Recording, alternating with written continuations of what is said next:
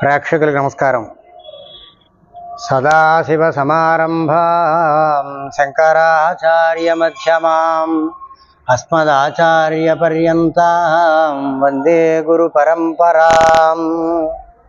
ఈ రోజున శంకర జయంతి, అలాగే రామానుజ జయంతిని కూడా చెబుతూ ఉంటారు.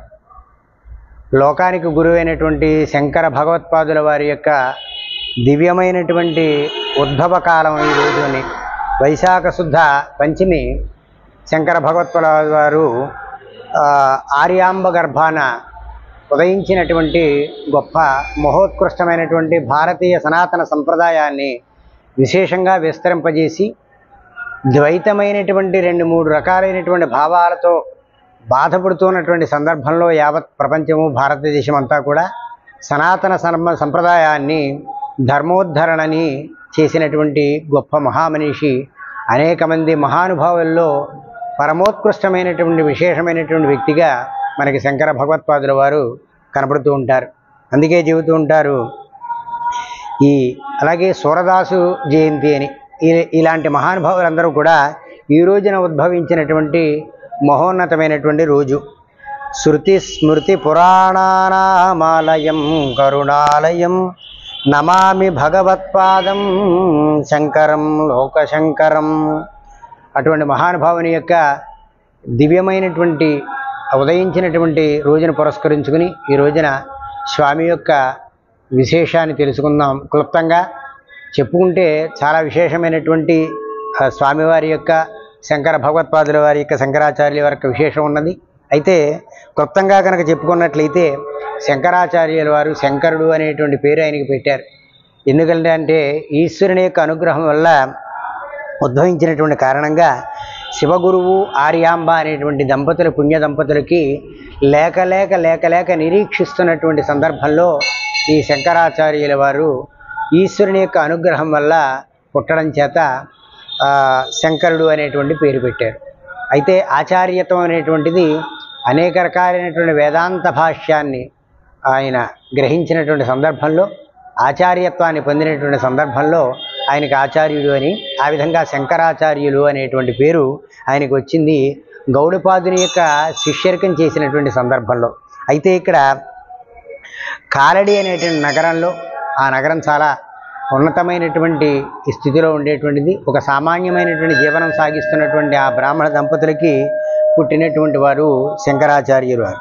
ఈ విధంగా ఆయన ఉద్భవించినట్టు శం అంటే అందువల్ల అసలు ఆ పేరు పెట్టడంలోనే ఔచిత్యం ఉన్నది. శం అంటే శుభమును కలిగించింది, శంకరోతీతి శంకర అని, శుభాన్ని కలగజేసేటువంటిది అని. అసలు శంకరుడి యొక్క పేరే ఆ విధంగా ఉంటుంది. కాబట్టి అటువంటి శంకరుడు లోకాన్ని అందరికీ కూడా ధర్మోద్ధరణ సనాతన సంప్రదాయాన్ని ఉద్ధరించేటువంటి ప్రయత్నంలో ఆ శంకరుడు అనేటువంటి పేరు పెట్టడం జరిగిందో ఏమో కానీ శుభాన్ని లోకాన్ని కలగజేసినటువంటి మహానుభావుడు. అందువల్ల ఈ విధంగా ఆయన పుట్టిన తరువాత 3వ ఏటనే ఆయనకి నామకరణం చేయడం అనేటువంటిది, 3వ ఏటనే అక్షరాభ్యాసం చేయడం, నామకరణం జరగడం, అలాగే శంకరుడు అనేటువంటి పేరు పెట్టడం, ఆ 3వ సంవత్సరంలోనే ఆయన అక్షరాభ్యాసం అనేటువంటిది ప్రారంభించడం, 5వ ఏటనే ఆయనకు ఉపనయనం జరగడం, అదిగా మొదలుకొని వేద భాష నేర్చుకునేటువంటి ప్రయత్నంలో వేదాభ్యాసం చేయడం కోసం ఆయన గురుకులానికి చేరడం, 7 సంవత్సరాల్లోనే విశేషమైనటువంటి ప్రజ్ఞాపాఠవాలు కలిగినటువంటి విశేష విద్య రావడం అనేటువంటిది, ఛందస్సు, శాస్త్రము, నిరుక్తము ఇలాంటివన్నీ కూడా, శిక్ష ఇటువంటివన్నీ కూడా ఆయనకి చక్కగా భగవంతుడు ఈ రూపంలో పుట్టిన కారణంగా ఆయనకి ఆ విధమైనటువంటి యోగ్యత కలిగింది. చాలా చిన్నతనంలోనే ఆయనకి గొప్పదైనటువంటి విద్యలు, అనేక రకాలైనటువంటి తర్కమీమాంస, న్యాయ వైశేషికమైనటువంటి విశేషాలన్నీ కూడా ఆయనకి తెలియడం జరిగింది. ఈ విధంగా ఆయన తన యొక్క విద్యాభ్యాస విశేషం జరిగింది. తరువాత ఆయన అదే సందర్భానికి దరిదాపుగా క్రీస్తు శకం 8వ దశాబ్దంలో ఆ సమయంలోనే అనేక రకాలైనటువంటి మతాలన్నీ కూడా విజృంభించడం, ఈ సందర్భంలోనే బౌద్ధం అనేటువంటిది ఒకటి సంప్రాప్తించడం, ఆ బుద్ధునికి ఈ ఆలోచన రావడం కారణం ఏమిటయ్యా అంటే వేదంలో చేసేటువంటి కర్మకాండ ఏదైతే ఉందో అది కొంత విస్మయాన్ని కలగజేసింది.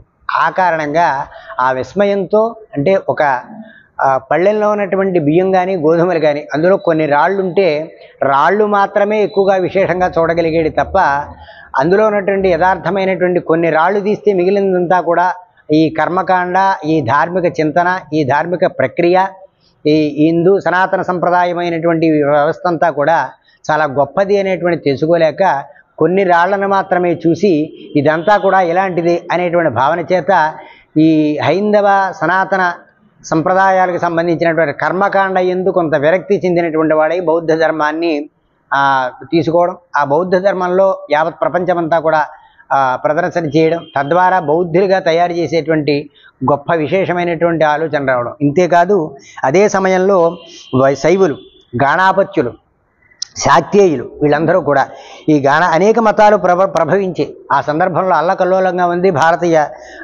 సంప్రదాయ సనాతనాలన్నీ కూడా.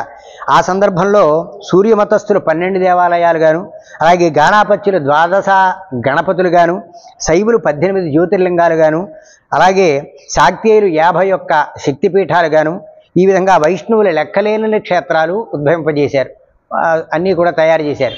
ఇలా వారి వారి యొక్క కోణాల్లో వాళ్ళు వెళ్ళిపోతున్నారు. అయితే ఏదైతే మూలమైనటువంటి ధర్మం ఉన్నదో ఆ మూల ధర్మాన్ని విడిచిపెట్టి ఎవరికి వాళ్ళు శాక్తేయులను స్వనంతర తమ యొక్క శక్తిని పెంపొందించుకునే ప్రయత్నం. బౌద్ధులు కూడా తమ యొక్క శరీరము దారుఢ్యము పెంచుకోవడం, తమని తాము రక్షించుకునేటువంటి ప్రయత్నమే తప్ప ఉత్తమ గతులు కలిగేటువంటి ఏ విధమైనటువంటి కర్మకాండలు కానీ, ధార్మికమైనటువంటి కార్యక్రమాలు కానీ, పూజాది కార్యక్రమాలు కానీ చేసేటువంటి ప్రయత్నం చేయాల. ఇలా ఎవరికి వారికి తోచినటువంటి విషయంలో శైవులు వారు శైవ మతం తప్ప మరొకటి లేదు అనేటువంటి సందర్భం జరుగుతున్న సందర్భంలో ఈ యొక్క సందర్భంలోనే శంకర భగవత్పాదుల వారు ఉద్భవించినటువంటి విషయం మనకు తెలిసింది.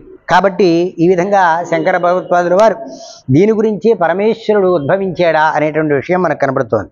కాబట్టి ఇక్కడ ఆయన ఎక్కడి నుంచి ఆ సేతు నుండి సీతాచలం వరకు కూడా, అలాగే సింధు నుంచి బ్రహ్మపుత్ర వరకు కూడా వ్యాప్తకమైనటువంటి ఈ మహత్తరమైనటువంటి హైందవ సంస్కృతిని, ధర్మాన్ని కూడా, అసలు సనాతన సంప్రదాయమే హిందూ ధర్మం అని చెబుతున్నాం మనం. ఈ సనాతన సంప్రదాయాన్ని నిలబెట్టేటువంటి ప్రయత్నంలో శంకర భగవత్పాదుల వారు ఉద్భవించి దీన్ని వైశిష్ట్యం చేసి ప్రతి వారితో కూడా తమ యొక్క చాకచక్యంతో, తమ యొక్క నైపుణ్యంతో, తమ యొక్క బ్రహ్మజ్ఞానంతో అందరినీ కూడా ఓడించడం, అనేక మందిని ఓడించడం జరిగింది. అందుకే అంటూ ఉంటారు, అయోధ్య, మధురామాయ, కాశీ, కాంచీవంతిక, పురి, ద్వారావతి దేవ సప్తైతే మోక్షదాయక, ఇటువంటి మోక్షదాయకమైనటువంటి నగరాలని సృష్టింపజేసి వాటి యొక్క వైశిష్ట్యాన్ని తెలియపరచడంలో ఆయన కృతకృత్యులయ్యారు శంకర భగవత్పాదుల వారు. అయోధ్య, మధుర అంటే మనకు తెలుసును, అలాగే మాయ అంటే హరిద్వార అని చెబుతారు. హరిద్వార్, కాశీ, కాంచి ఈ పట్టణాలన్నీ కూడా తెలుసును. అవంతిక అంటే ఉజ్జయిని అంటాం. అలాగే పురి నగరం, ద్వారావతి, ఈ విధంగా ఈ 7 పట్టణాలు కూడా మనకి మోక్షాన్ని ఇచ్చేటువంటివి, మోక్ష మార్గాన్ని తెలియపరిచేటువంటివిగా మనకి చెబుతూ ఉంటారు. ఈ విధంగా మనకి బౌద్ధం విశృంఖలంగా వ్యాపిస్తున్నటువంటి సందర్భంలో, సనాతన ధర్మం నాశనం అవుతున్నటువంటి సందర్భంలో భగవత్పాదుల వారు ఉద్భవించి ఈ లోకాన్ని సంరక్షించేటువంటి ప్రయత్నం చేశారు. అలాగే హరిద్వారు, ప్రయాగ, ఉజ్జయిని, నాసిక ఇలాంటి ప్రాంతాల్లో అనేక రకాలైనటువంటి సభలు ఏర్పాటు చేసి అక్కడ వేదాంత గోష్ఠిని ఏర్పాటు చేస్తూ మన యొక్క సనాతన ధర్మం గురించి విస్తృతమైనటువంటి వేద ధర్మాన్ని గురించి విస్తృతంగా ఆయన ప్రకటించడం అనేటువంటి జరిగింది. అలాగే 8 ఏళ్ల వరకు కూడా గురుకులంలో ఉన్నటువంటి శంకరాచార్యులు వారు వేదశాస్త్రాన్ని సంపూర్ణంగా అభ్యసించినటువంటి వారే శంకరాచార్యుల వారు. అందరికీ కూడా వేదాధ్యాయాన్ని, వేద పారాంగత కలిగినటువంటి వారై వేదశాస్త్రాన్ని తెలియపరిచినటువంటి శిష్యులు తయారు చేసినటువంటి సందర్భంగా ఆయనకి శంకర ఆచార్యులు అనేటువంటి పేరు వచ్చింది అని మనకు తెలుస్తోంది. అక్కడి నుంచి శంకరుడైనటువంటి పేరల్లా శంకరాచార్యులుగా వచ్చింది అని. అయితే ఈ ఆర్యాంబ యొక్క తమ్ముడైనటువంటి జయదేవుడు అప్పటికే చెప్పేట, అనేక బౌద్ధ మతాలు వ్యాపించి ఉన్నాయి, మనవాడిని కూడా ఈ సనాతన ధర్మం నుంచి మార్పు చేస్తారేమో, జాగ్రత్త సుమ అనేటువంటి ప్రయత్నంలో అప్పటికే ఆయనకు ఆలోచన ఉంది. ఏమిటయ్యా, సన్యాసం స్వీకరించాలి, లోకాన్ని ఉద్ధరించాలి అనేటువంటి ఒక బలీయమైనటువంటి ఆలోచన ఉన్నది. ఓ సందర్భంలో ఆయన నదికి వెళ్ళి తల్లితో కూడా నదికి వెళ్ళారు. నదికి వెళ్ళిన సందర్భంలో మసలి పట్టుకుంది అనేటువంటి చిన్న అబద్ధం ఆడి తనకి ఎంతకాలం చెప్పినప్పటికీ కూడా తల్లి అంగీకరించకపోవడం చేత ఏమైనప్పటికీ కూడా ఇది ఉద్ధరింపజేయాలి, లోకాన్ని ఉద్ధరింపజేయాలనేటువంటి ఆలోచనతో, సన్యసించాలి అనేటువంటి ఆలోచనతో ఆ బిందితో నీళ్ళలో దిగిన సందర్భంలో ఆ మొసలి పట్టుకుంది అని గావు కేక వేశాట. అంతలో తల్లి కంగారు పడిందిట. ఆ తల్లి నాయనా ఏమైందంటే, నువ్వు సన్యాసం తీసుకోవద్దన్నావు, లోకాన్ని ఉద్ధరించడం కోసం భగవంతుని మనం ప్రార్థించడం వల్ల, సన్యసించి లోకాన్ని ఉద్ధరించడం వల్ల ఆ మొసలి అనేటువంటి వదులుతుందేమో, ఒక్కసారి అంగీకరించి చూడమ్మా అని చిన్న అబద్ధం ఆడడంతో ఆ విధంగా తల్లి కనీసం బ్రతికుంటే నా ఎదురుగుండా అయినా ఉంటాడనే ఆలోచనతో అంగీకరించడం, ఆ విధంగా మొసలి తనను వదలడం, సన్యసించడానికి తనకి మార్గం దొరకడం అనేటువంటిది శంకరాచార్యులు ఆ విధంగా తెచ్చుకున్నట్టు. తర్వాత బాదరాయణ మహర్షి యొక్క కొడుకైనటువంటి సుఖముని, అలాగే సుఖముని శిష్యుడైనటువంటి ఉపవీర్యుడు, గౌణపాదుడు అనేటువంటి ఇద్దరు శిష్యులు ఉన్నారు. ఈ గౌణపాదుడు అనేటువంటి వాడు పతంజలి యొక్క శిష్యునిగా కూడా శిష్యర్గం చేసినటువంటి ఈ పతంజలి, అలాగే పాణిని అనేటువంటి ఆయన యొక్క వేదాంతం ఏదైతే ఉన్నదో ఆ వ్యాకరణాన్ని భాష్యం చేసినటువంటి గొప్పదైనటువంటి సంస్కృత పరిజ్ఞానం కలిగినటువంటి మహానుభావుడు ఈ పతంజలి.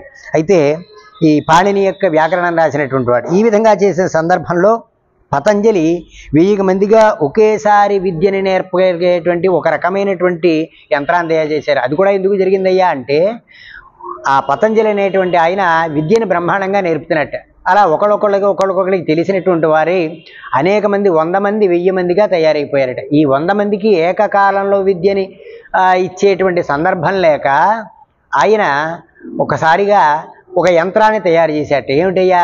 ఒక పెద్ద యంత్రాన్ని.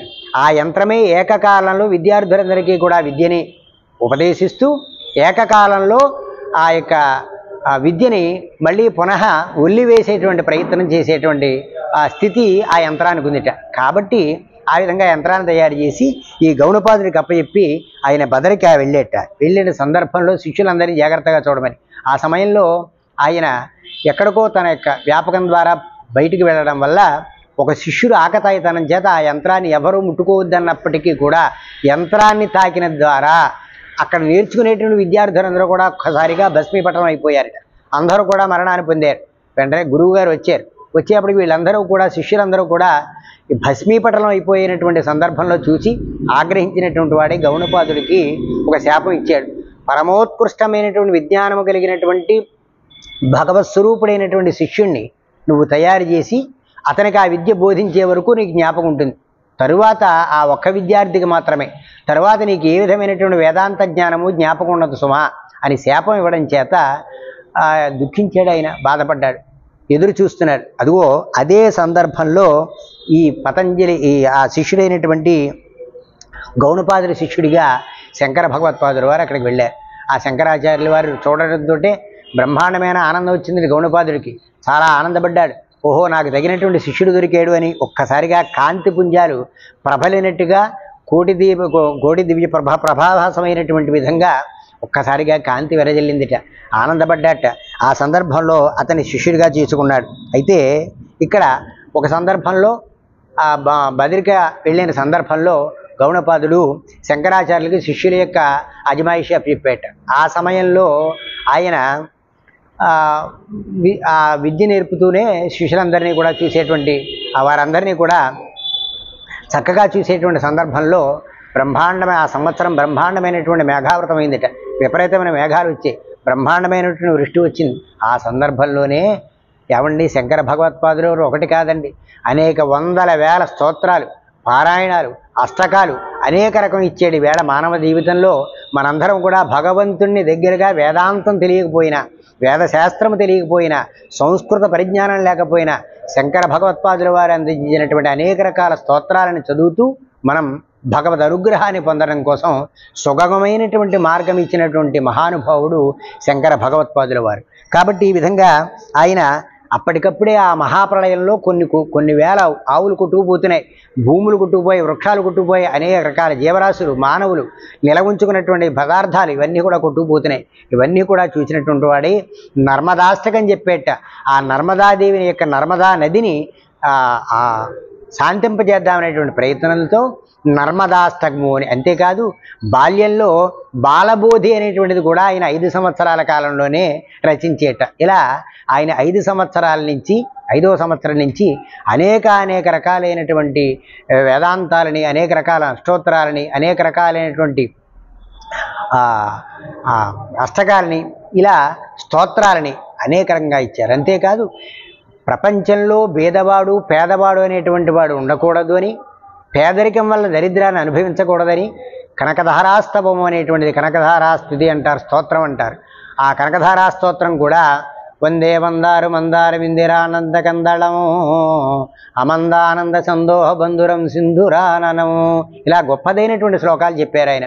అంచేత ఒక పేద బ్రాహ్మణి చూసి చెలించిపోయినటువంటి వాడై ఆ ఉత్తమ కాంత బ్రాహ్మణ స్త్రీ ఇవ్వలేని దరిద్రావస్థలో ఒక ఉసిరికాయ అందించిన పాపానికి ఆమె యొక్క దరిద్రావస్థని గమనించినటువంటి వాడై తక్షణం కనకధారాస్తవం చెప్పి, అమ్మా లక్ష్మీదేవి ఈ పేదవారిని అనుగ్రహించలేవా అని. ఆయన కూడా, భర్త కూడా ఎలాంటి వాడు ఆయన అంటే, ఆయన ఎవరిని కూడా ఆశించినటువంటి అపేక్షించినటువంటి వాడు. అంచేత ఆయన కూడా అలాంటి పేరే ఉండేదిట. ఆయన ఎవరిని కూడా ఆశించేటువంటి వాడు కాదుట, ఎవరిని అపేక్షించేటువంటి వాడు. అయాచితుడు అని పేరుట ఆయనకి, అయాచితుడు అని. ఆయన యాచించడు, అసలు యాచిస్తేనే ఎవరు, అటువంటి అయాచితంగా ఆ రోజుకి సంప్రాప్తమైనటువంటి దాన్ని మాత్రమే భుజిస్తూ జీవనాన్ని సాగించేటువంటి దరిద్రావస్థలో ఉండేటువంటి వేదం నేర్చుకున్నటువంటి ఒక బ్రాహ్మణుని ఉద్ధరింపజేద్దామనేటువంటి భావనతో ఈ కనకధారాస్తవం అనేటువంటి చెప్పడం జరిగింది అని. ఆ విధంగా సహజంగా అందులో వర్షం కురిసింది అంటారు, కానీ యథార్థమైనటువంటి చరిత్రలో మాత్రం శంకర భగవత్పాదుల వారి యొక్క చరిత్రలో మాత్రం పక్కన ఉన్నటువంటి ధనికుడు తానకు తానుగా బ్రతుకుతూ నేను లోకాన్ని రక్షిస్తున్నాననే భావనతో ఉన్నటువంటి వాడిని తన యొక్క తత్వాన్ని మార్చినటువంటి వాడై, నీ పక్కన పేదవాడు ఉంటే నువ్వు లోకాన్ని రక్షిస్తున్నావని, లోకాన్ని ధర్మంగా బ్రతుకుతున్నావని ఎలా అనుకుంటున్నావా అని చేవాట్లు పెట్టి అతని ద్వారా భిక్ష గ్రహించకుండా ఆ పేదవాడికి ఈ ధనాన్ని ఇప్పించినటువంటి ప్రయత్నం చేసేట. ఆ విధంగా అక్కడ చేశారు. ఆ సందర్భంలో కనకధారాస్తవం చెప్పారు అనేటువంటిది మనకు తెలుస్తూ ఉన్నది. అంతేకాదు ఈ విధంగా మనీషా పంచకం, గంగాష్టకం, అలాగే ఏకం సద్విప్రా బహుదా భవంతి అని, కేవలం అనేక లోకం అంతా కూడా ఏకం సద్విప్రా బహుదా భవంతి అనేటువంటి సూక్తిని ఆయన ఆర్యోక్తిని కూడా ప్రపంచమంతా వ్యాపింపజేసినటువంటి వాడు అని. అలాగే ఈనాటికి కూడా అక్షయ వటవృక్షం అనేటువంటిది మనకు ప్రయోగంలో కనపడుతుంది. అక్బరు అది వృద్ధి చెందుతోంది అని, వేదం యొక్క మూలం అక్కడ ఉంది అనేటువంటి విషయం చేత దాని తలని ఖండించినటువంటి సందర్భం కూడా మనకు కనపడుతూ ఉంటుంది. అలాగే శంకరాచార్యులు చేసిన సేవ అంతా ఇంతా కాదండి, వేళ నవీనంగా ఎవరో చేశారని చెప్పుకుంటున్నారు. ఉదంకుడు అనేటువంటి కుష్ఠిరోగి యొక్క కుష్ఠిని నివృత్తి చేసినటువంటి వాడు మహానుభావుడు.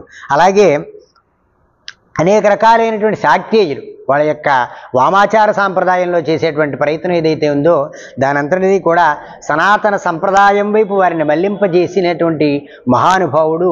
అటువంటి విపరీతం అవ్వకుండా ఉండేటువంటి ప్రయత్నం చేసినటువంటి వాడు శంకర భగవత్పాదుల వారు అని.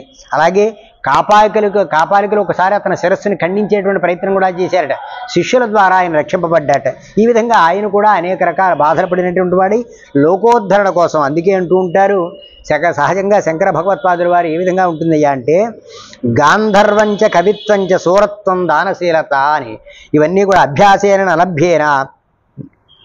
నలభ్యంతే చత్వారి సహజా గుణా అని. ఏ విధంగా వస్తాయంటే కవిత్వం అనేటువంటిది, అలాగే గాంధర్వం అనేటువంటిది, సూరత్వము వీరత్వము అనేటువంటిది, దానశీలత అనేటువంటి దానం చేయాలి అనేటువంటివి, అభ్యాసేన ఇవి అభ్యాసం చేస్తే వచ్చేటువంటివి కాదుట. కాబట్టి ఇవన్నీ కూడా అనభ్యాసంగా వచ్చేటువంటివి అని. అభ్యాసేన నలభ్యంతే అని. ఏ విధంగానూ మనం ప్రయత్నం చేస్తే వచ్చేవి కాదు, సహజ తత్వంగా రావాలి. ఆ విధంగా అబ్బినటువంటిది శంకర భగవత్పాదుల వారికి ఎవరు చూచినా చలింపజేసినటువంటి వాడై లోకాన్ని ఉద్ధరించినటువంటి మహానుభావుడు. అందుకే దక్షిణామ్నాయాలు నాలుగు ఆమ్నాయాలు చేసినటువంటి వాడై, దక్షిణాన్ని శృంగేరి శారదాపీఠాన్ని నిర్మాణం చేసినటువంటి వాడై, అలాగే పూరి తూర్పున గోవర్ధన పీఠం అనేటువంటిది, బదిలిలో ఉత్తరం వైపున జ్యోతిర్మయ పీఠం అనేటువంటిది, అలాగే కాళికా పీఠం అనేటువంటిది గుజరాత్లోను. ఈ విధంగా 4 వైపులా కూడా పశ్చిమాని గుజరాత్లో ఈ విధంగా 4 ఆమ్నాయాలు కూడా ఏర్పాటు చేసినటువంటి మహానుభావుడు. తద్వారా ఒక ప్రాంతీయ లక్షణం కలిగినటువంటి వారిని మరొక ప్రాంతంలో పెట్టి, మరొక ప్రాంత లక్షణం కలిగినటువంటి వారు మరొక ప్రాంతంలో పెట్టి, ఆ విధంగా దేశ సమగ్రత కోసం, సనాతన సంప్రదాయం కోసం, భారతీయ ఏకాగ్రత జరగడం కోసం అనేక రకాలైనటువంటి ప్రయత్నం చేసినటువంటి మహానుభావుడు. గుడా సర్వత్ర పూజ్యంతే దూరేపి వసంతా సతాం కేతకీ గంధ ఆఘ్రాంతు స్వయం గచ్చంది షట్పదా అని చెబుతూ ఉంటారు. అందుకే ఇక్కడ సహజంగా ఏమవుతుందయ్యా అంటే తుమ్మెద సహజంగా తన యొక్క ఎక్కడైతే సుగంధం వస్తుందో అక్కడ సుగంధం ఆకర్షించి వస్తుంది అని, ఆ సీతాకోకలికి ఆశ్రయింపబడుతుంది. ఆ విధంగా గుణవంతుడైనటువంటి వాడు ఎక్కడున్నప్పటికీ కూడా తన యొక్క దివ్యగంధ పరిమళం చేత ఆశ్రయింపబడుతుంది, మిగిలిన వారిని ఆకర్షిస్తారు అనేటువంటిది మనకు కనబడుతోంది. అందుకే ఆయన కేవలం తన జీవితం సంస్కరించుకోవడం కోసమే కాకుండా ఇంకా గొప్పదైనటువంటి విషయం చెప్పాడు. ఏమిటా? అన్నదానాత్ పరం దానం విద్యాదానాత్ మతఃపరః. అంతేత అన్నేన క్షణికా తృప్తి యావజ్జీవం విద్యయా అని. కాబట్టి ఇక్కడ ఇంకో చెబుతూ ఉంటారు. ఏమిటయ్యా అంటే అన్నదానాత్పరం, అన్నదానం చాలా గొప్పది, కానీ దానికన్నా గొప్పదైనటువంటిది విద్యాదానం. విద్యాదానం చాలా ఉత్తమమైనటువంటి. ఎందువల్లయ్యా అంటే అన్నేన క్షణికా తృప్తి, అప్పటికప్పుడు మాత్రమే ఆనందం కలుగుతుంది అన్నం వల్ల, అన్నదానం వల్ల. కానీ విద్యాదానం వల్ల అనేక సంసారాలు జీవనాన్ని సాగిస్తాయి. తద్వారా విద్య ప్రదర్శన ద్వారా కొన్ని వేల లక్షల మంది జీవనాన్ని సాగిస్తారు. అందుచేత విద్యాదానం చేసినటువంటి మహానుభావుడు మన శంకర భగవత్పాదుల వారు. కాబట్టి ఈ విధంగా సదాశివ సమారంభాం శంకరాచార్య మధ్యమాం అస్మదాచార్య పర్యంతాం వందే గురు పరంపరాం అన్నారు. లోకానికి గురువు లాంటి మహానుభావుడు. కాబట్టి అనేక శ్లోకాల ద్వారా, స్తోత్రాల ద్వారా మన జీవనాన్ని, మన జీవితాన్ని పాప నివృత్తి చేసుకుని ఉద్ధరింపజేసేటువంటి మహానుభావునికి ఈవేళ మనం చక్కగా సవినయంగా స్వామికి అర్చన చేద్దాం. నమస్కారం.